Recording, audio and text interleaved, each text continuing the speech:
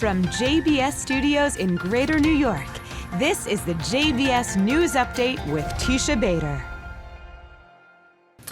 I'm Teisha Bader with the JBS News Update for Wednesday, June the 26th, 2024.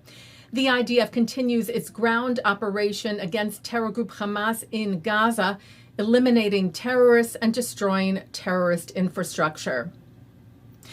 The IDF also said today that Hamas fired a projectile at a UNICEF aid convoy aiming to reunite children from northern Gaza with their families in the south. The IDF saying despite our continuous efforts to facilitate humanitarian aid, Hamas jeopardizes the safety of Gazan civilians. Saying Hamas reminds us once again who the real threat to Gaza's safety is.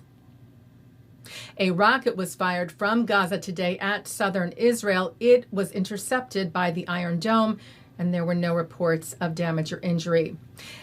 A red alert siren sounded in the area of Eilat today, Israel's southernmost city. The IDF said a UAV was detected on its way to Israel from the direction of the Red Sea, saying it fell in the sea near Eilat and did not cross into Israel. The IDF also continues to defend its border with Lebanon, hitting targets of terror group Hezbollah. Israel's Defense Minister Yoav Gallant met today with U.S. National Security Advisor Jake Sullivan at the White House and delivered remarks on the strong bond between the U.S. and Israel despite differences which arise, he said, like in any family, but still remain united. Since Hamas' brutal attack, the United States has stood by Israel. This includes working together in facing the Iranian assault mid-April.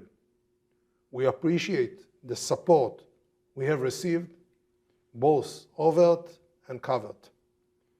It reinforces our shared commitments and reflects a simple truth. Our nations are tied by shared interest and, more importantly, values. Gallant also weighed in on the proposal that has been on the table that would see the release of hostages now held for 264 days. We stand firmly behind the president's deal, which Israel has accepted, and now Hamas must accept or bear the consequences. We are committed to bringing the hostages home, with no exception. We are committed to defending our people. Gallant stressed our war is not with the people of Gaza or the people of Lebanon. Our war is against Hamas, Hezbollah, and their backer, the Iranian regime. He also stressed his personal commitment to providing aid to Gaza. Yesterday, Gallant met with his U.S. counterpart Lloyd Austin at the Pentagon, where he was welcomed with the playing of Israel's national anthem, Hatikva, the Hope.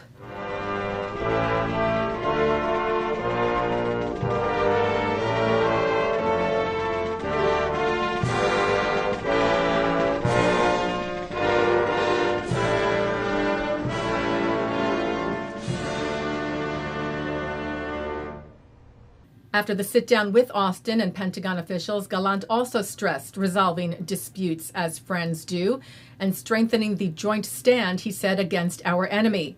Our enemies and friends are now watching this room, he said, and understand the power of partnership.